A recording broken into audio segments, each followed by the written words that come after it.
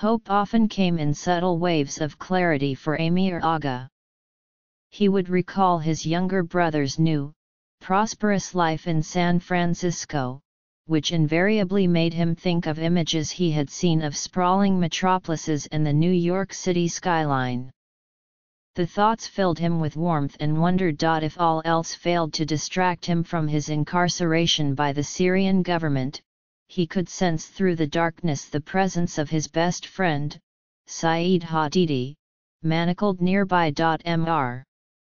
Hadidi had always been there for Mr. Aga, 23, even after Mr. Aga and his siblings and their parents left Syria and resettled in Saudi Arabia in 2003 and 2004.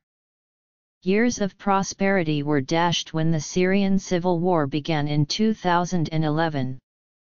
The Aga family's business, a bus company that had shuttled customers between Yemen, Syria, and Saudi Arabia, closed. All the while, Mr. Aga's eyesight slowly faded, a congenital failure that also afflicted his brother. Navigating Saudi Arabia, where disabled foreigners are seen as hopeless, challenged him. With treatment options sparse and no money coming in, Mr. Aga returned with his family to a home they owned in Damascus, the Syrian capital, in 2012. The family's difficulties continued there. The Aga's home was burglarized. During the uprising and war, a cousin of Mr. Aga's who had joined the Syrian army died fighting. An uncle was never heard from again. But there was good news for one of Mr. Aga's brothers, Laurel, who also lost his eyesight. He received a student visa to study in the United States around the time of the family's return to Syria, and applied for asylum shortly after arriving in San Francisco. In Damascus, Mr. Aga came to rely on Mr. Hadidi, who acted as an indispensable guide. Around the city, military checkpoints were used for conscription. And young men like Mr. Aga and Mr. Hadidi, who did not want to flee the country to live impoverished lives away from their relatives, took risks by walking the city. On October 18, 2013, the two and another friend were stopped at a checkpoint by Syrian Arab Republic fighters, aligned with government forces overseen by President Bashar al-Assad. "Why aren't you in the army?" a soldier asked the three, who were in their late teens. Mr. Hadidi and the friend said they had legally paid for a deferment, once a major source of income for the government. Mr. Aga told the soldiers he was blind, though young men with medical exemptions were often assigned to administrative roles in the military. "Your eyes are good," the soldier said. The three were arrested and placed in separate, dark holding cells. Over 2 days, they went without food.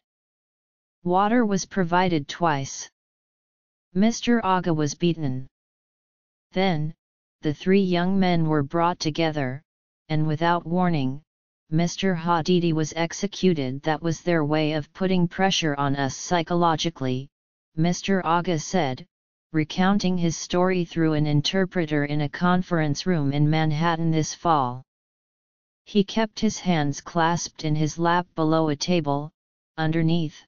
His knee bounced. "They brought us together and killed him," Mr. Aga said.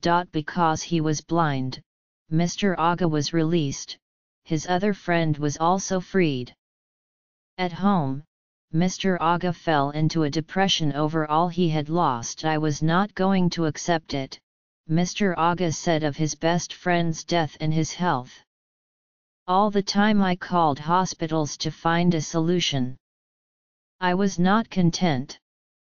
He relied more on his family for emotional and physical support, especially his mother, who helped build his self-confidence between bouts of uncertainty and woe. By mid-2017, more than 5 million refugees had left Syria, but passages out of the country could be blocked and treacherous. All cross-border travel was banned for men between 18 and 42. As the conflict worsened, the family set their minds on escape and applied for visas to the United States. Mr. Aga's father, Samir, arrived in San Francisco on a visa to visit Laurel in April 2014. From there, he continued to apply for derivative immigration status for the entire family. The next year, Mr. Aga's mother, Noran, led the remaining family members to escape, telling border guards that they were seeking medical treatment in Beirut, Lebanon, for Mr. Aga's vision. They were held at the border for nearly 2 days, but passes were issued and they fled to Istanbul. In Turkey, stumped by the visa and admissions process, Mr. Aga started to lose hope of coming to America and began learning German. I was thinking of going alone to Europe, Mr. Aga said, but my mother told me, "You are not going." She always had hopes that coming to America will be a reality. In January 2017, the family received mixed news after interviews at the American consulate in Ankara, Turkey. The visas for Mr. Aga's mother, 2 sisters, and a younger brother had been approved, but Mr. Aga and another brother required further security checks because of their travels to Saudi Arabia. The family decided to wait for all the visas, and on January 27, Mr. Aga and the other brother received theirs. This was like the light at the end of the tunnel, Mr. Aga said. But later that day, President Trump signed an executive order banning immigrants from 7 mostly Muslim nations, including Syria, from entering the United States. Syrian refugees' entry was barred indefinitely. A small crowd had gathered outside Kennedy International Airport in New York to protest what civil rights activists and lawyers there saw as unconstitutional and illegal detentions. The protests grew into a national outcry. We felt very bad after the ban, Mr. Aga said. But then when we saw people protesting and demonstrating in New York and other cities against the ban, we regained hope.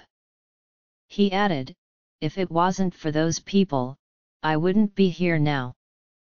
Before the announcement in September of a new travel ban, which rolled back some of the previous restrictions but still included Syrian refugees, a federal judge in Seattle blocked the executive order on February 3 and allowed for families like Mr. Aga's to enter the country.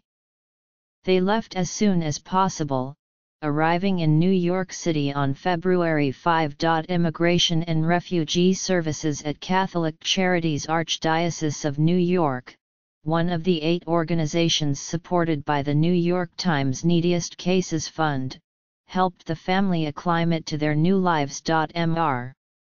Aga was connected to the Catholic Guild for the Blind, where he is now enrolled in mobility and language courses. Having never received formal services for the blind, Mr. Aga is learning basics like cooking, grooming and doing laundry. He is also learning English and hopes to one day study psychology. In September, to help with Mr. Aga's studies, Catholic Charities used $383 from the Neediest Cases Fund to buy him an iPad. The organization also successfully applied for support through the state's Commission for the Blind, which supplied Mr. Aga with an audio recorder, batteries, and a battery charger, and for supplemental security income. Mr.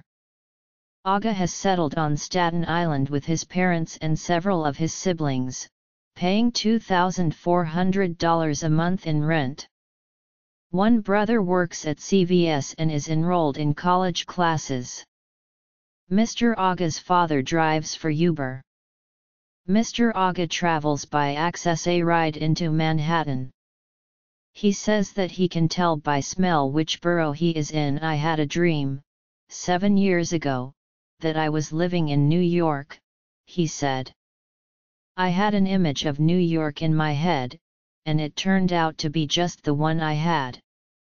Oftentimes Mr. Aga will ask his mobility instructor to walk with him down Fifth Avenue and Park Avenue, or he goes it alone to the library for the blind downtown. Sometimes he visits Trump Tower, which he calls his favorite building in the city. His eyes perceive it as a fraction of a light, proof, to his mind, that darkness is never without light. In fact, he says it glitters.